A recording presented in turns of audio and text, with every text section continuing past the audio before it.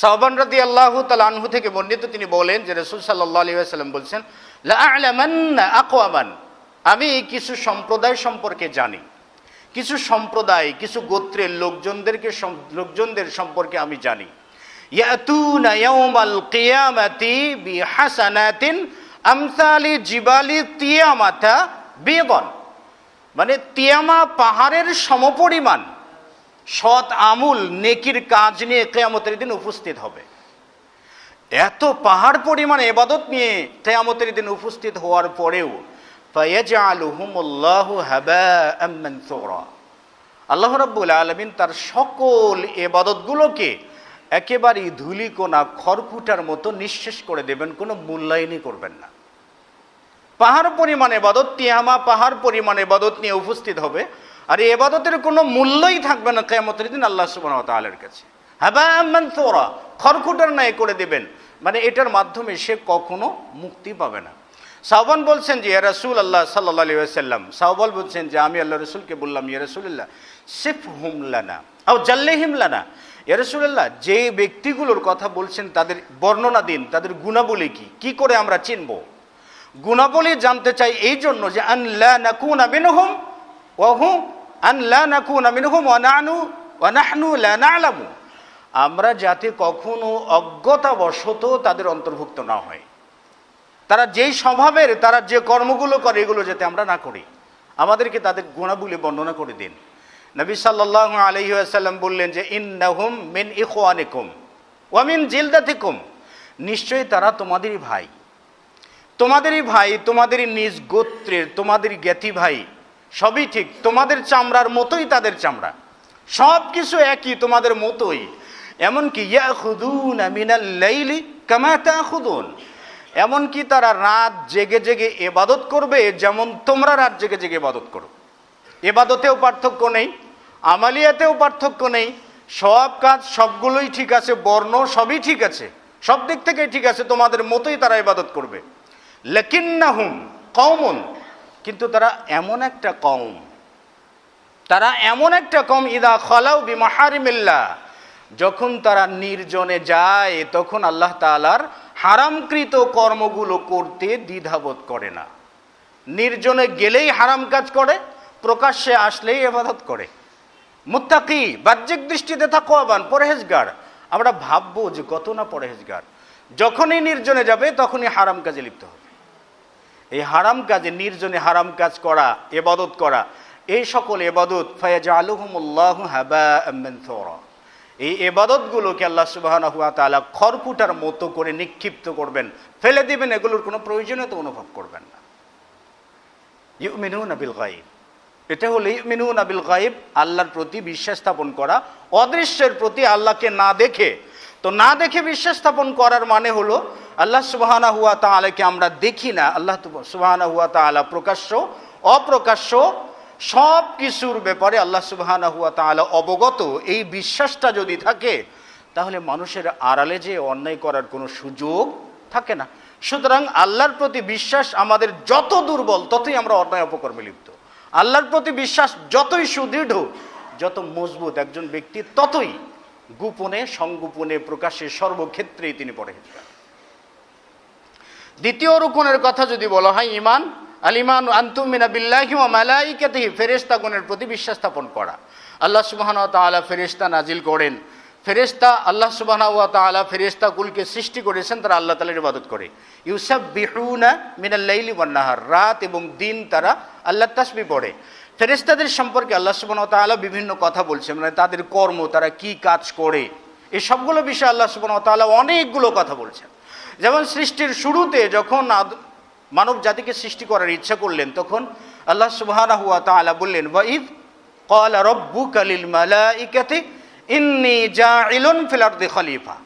আল্লাহ সুবহানাহু ওয়া তাআলা যখন মানব জাতিকে সৃষ্টি করার ইচ্ছা করলেন, তখন ফেরেশতাদেরকে ডেকে বললেন, ইন্নী জাইলুন ফিল আরদি খলিফা, আমি পৃথিবীতে প্রতিনিধি নিয়োগ করতে চাই। এই জায়গায় আল্লাহ তাআলা ফেরেশতাদের সঙ্গে পরামর্শ করলেন। আদমকে সৃষ্টি করার পর আল্লাহ রাব্বুল আলামিন বললেন যে ওয়াইদ কুলনা লিল মালাইকাতি ইসজুদু লি আদামা ফাসাজাদু ইল্লা ইবলিস, আমি আদমকে সিজদা করার জন্য ফেরেশতাদেরকে আদেশ করলাম। সকল ফেরেশতা সিজদা করলো ইল্লা ইবলিসা, ইবলিস ছাড়া। তাহলে আদমকেও সিজদা করিয়ে নিয়েছিলেন ফেরেশতাদের মাধ্যমে। এই ফেরেশতারা আমরা জানি যে সোমবার বৃহস্পতিবার আমলগুলো উঠিয়ে নেয়।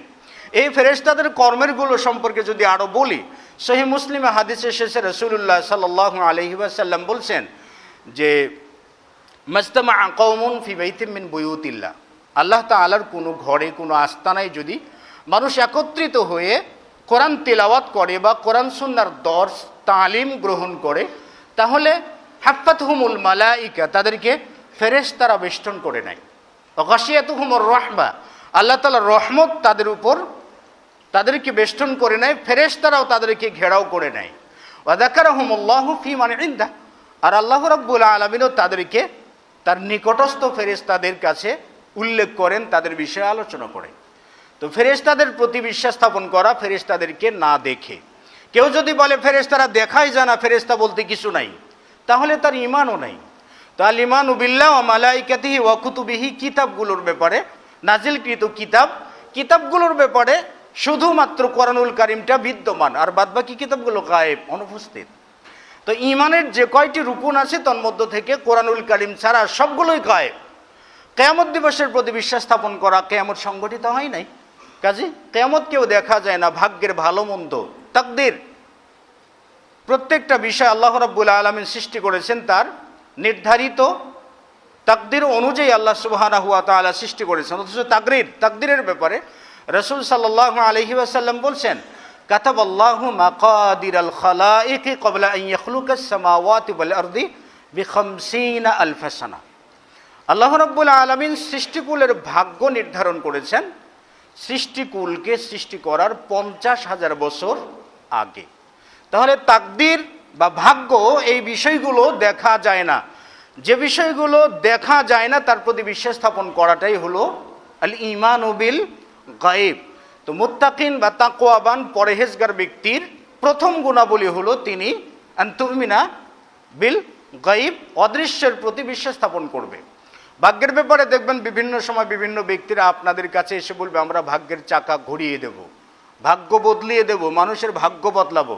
হ্যাঁ, আমাদের সময় ভাগ্য বদলে গেছে, অমুকদের সময় ভাগ্য বদলায় নাই, ভাগ্য পিছে গেছে। ভাগ্য কোনো গাড়ি নয় যে তার চাকা আছে ঘুরে ঘুরে সামনে যাবে পিছনে আসবে। ভাগ্য যিনি সৃষ্টি করেছেন তিনি নিয়ন্ত্রণ করেন, পরিবর্তন করতে চাইলে তিনি করবেন। পৃথিবীর কোনো মানুষ ভাগ্যের পরিবর্তন করতে পারে না। ভাগ্যের পরিবর্তন নিয়ে যারাই লেকচার দেবে এরা মিথ্যাবাদী, এরা বেঈমান, এরা সব থেকে বড় মুনাফিক, সব থেকে বড় মুশরিক। কারণ ভাগ্যের চাকা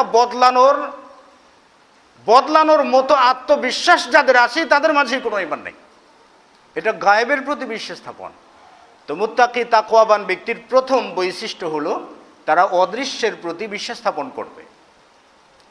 দ্বিতীয় বৈশিষ্ট্য হলো আল্লাহ সুবহানাহু ওয়া তাআলা বলছেন যে আল্লাযীনা ইউমিনুনা বিল গায়ব ওয়া ইউকিমুনাস সালাতা।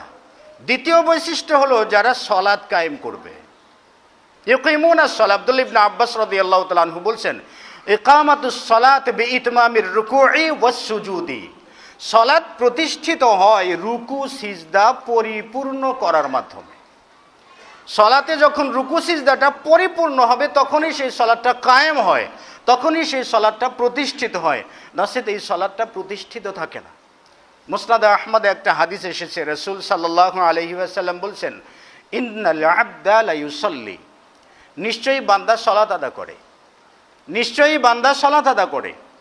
সালাত আদা শেষে লা ইয়ানসারিফু, সালাত শেষে মা ইউকতাবু লাহু ফিমা মিন উশুরিহা ওয়া সুদুসুহা, মানে সালাত শেষ করার পর তার আমল নামায় যে সওয়াবটুকুন লেখা হয়, এই সওয়াবটা হতে পারে তার 1/10 অথবা 1/9 অথবা 1/8, 1/7, মানে 7 ভাগের 1 ভাগ, 5 ভাগের 1 ভাগ, 4 ভাগের 1 ভাগ, 3 ভাগের 1 ভাগ, আবার অর্ধেক সওয়াবও লেখা হতে পারে। মানে পূর্ণ সালাতের সওয়াব কারো আমল নামায় লেখা হয় না।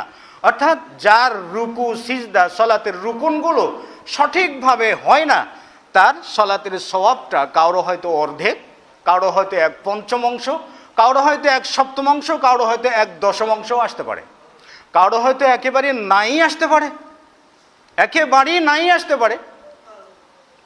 আল্লাহ সুবহানাহু ওয়া তাআলা বলছেন, আকিমিস সালাতা ইন্নাস সালাতা তানহা আনিল ফাহশাই ওয়াল মুনকার। সালাত কায়েম করো, সালাত প্রতিষ্ঠা করো, মানে সালাতের হুকুম, আহকাম, রুকুন, আরকানগুলো মেনে বিশুদ্ধভাবে সালাত আদা করো। বিশুদ্ধভাবে সালাত আদা করলে ইন্নাস সালাতা তানহা, নিশ্চয়ই সালাত পরহেজ রাখে, বিরত রাখে, আনিল ফাহশাই ওয়াল মুনকার, অশ্লীল কার্যকলাপ থেকে সালাত দূরে রাখে। তানহা আনিল ফাহশাই ওয়াল মুনকার আই তাত্তাকি, ইন্নাস সালাতা তাত্তাকিল ইনসান আনিল ফাহশাই ওয়াল মুনকার। নিশ্চয়ই সালাত মানুষকে পরহেজ রাখে, বাঁচিয়ে রাখে, দূরে রাখে অশ্লীল কার্যকলাপ থেকে। তাহলে আমরা সালাত আদা করি, সালাত 5 ওয়াক্ত সালাত আদা করার পরেও হয়তো কেউ ঘুষের সাথে জড়িত, সুদের সাথে জড়িত, মিথ্যার সাথে জড়িত, যাবতীয় অন্যায় অপকর্মের সাথে জড়িত। কেন? কারণ হচ্ছে সালাতের হুকুম আহকামগুলো মেনে যেভাবে সালাত আদা করা উচিত সেভাবে আমরা সালাত আদা করি।